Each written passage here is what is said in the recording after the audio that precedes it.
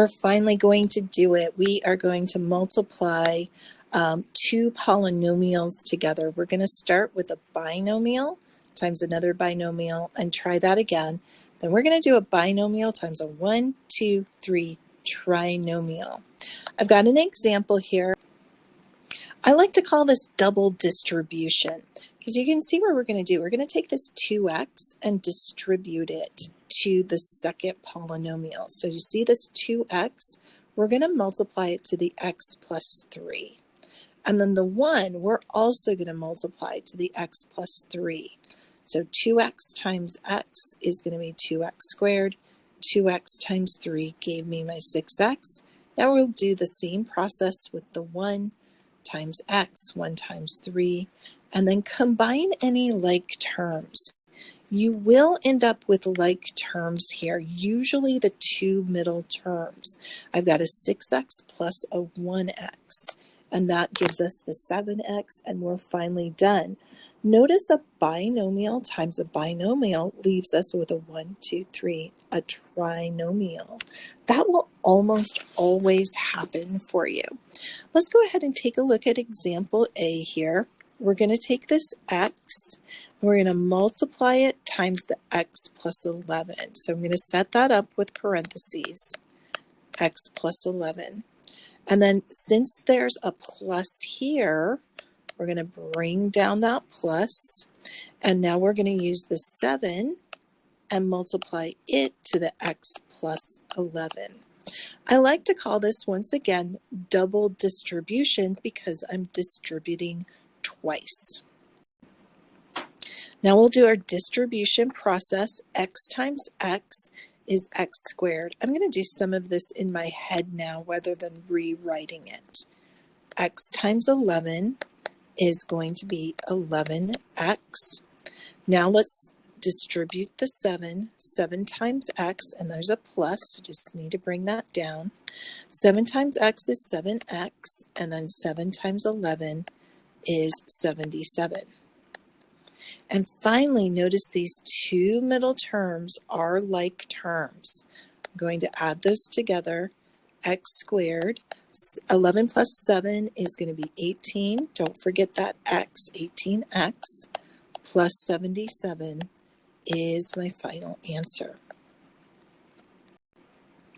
Let's see that one more time with example B. If you'd like to try it on your own, go ahead and pause right now and check your answer.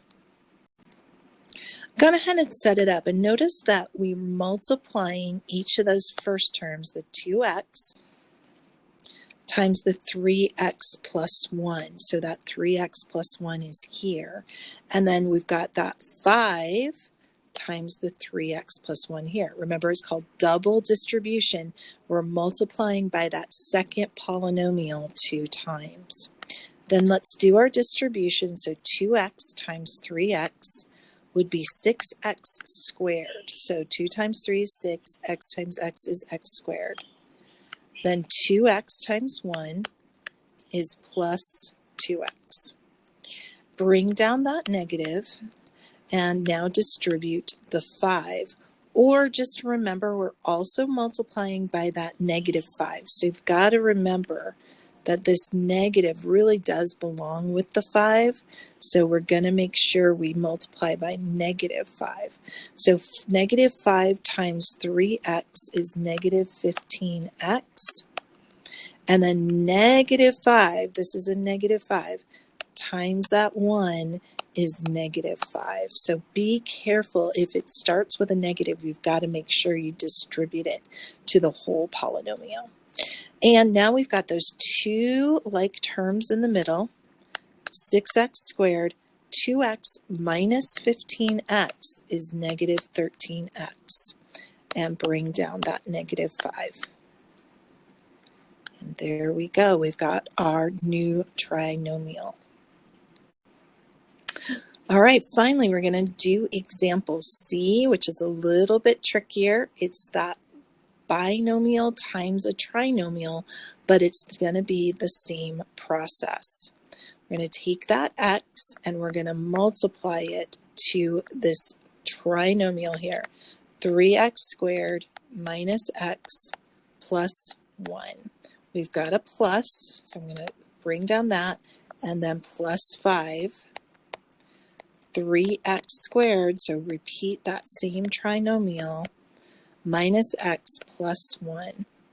Now we'll distribute that x, so x times 3x squared would give me 3x cubed.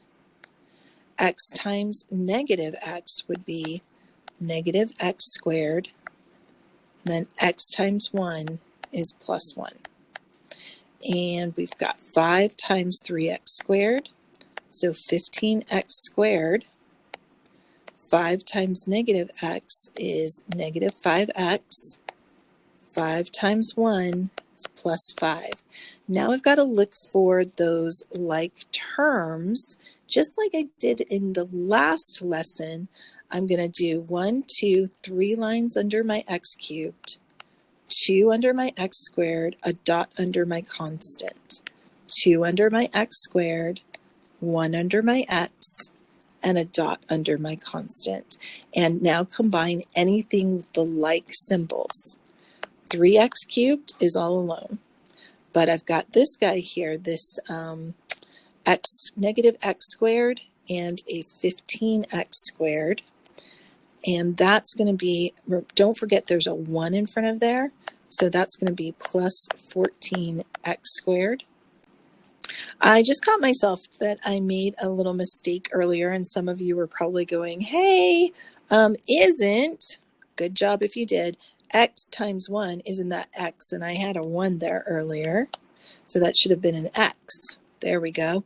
So now I do have x minus 5x. Don't forget there's a 1 in front of that, so 1x minus 5x would leave me with negative 4x. And now I've got my final one, which is just my constant. So add my 5, and there we go. Okay, so that is really long. We end up with a 4-term polynomial. Now, if you're someone who this was a lot for you, you might want to try this next method. It's called the box method, and it really helps you keep organized because this just might overwhelm some of you, the double distribution and keeping track of everything. Some people like the box method a lot better. So let me show you how to do a box method. First off, you need to make sure, see how big to make your box. So this one has 2 terms and this one has 2 terms. So I'm going to make a box here that has a 2 by 2, 2 columns and 2 rows. Then what I'm going to do is I'm going to take this first term and I'm going to write it vertically. So 4x minus 7, I'm going to write it that direction. And then my second term, I'm just going to write across the top, 3x plus 6. And then what I do is I take each one and I'm going to multiply these two together. And I put the answer right here. So 4 times 3 is 12, and x times x is x squared. Okay. All right, and then I'm going to do 4 times, I'll do a different color here, 4x times 6, and I'm going to get that answer will go right here. So 4 times 6 is 24, and just have an x there.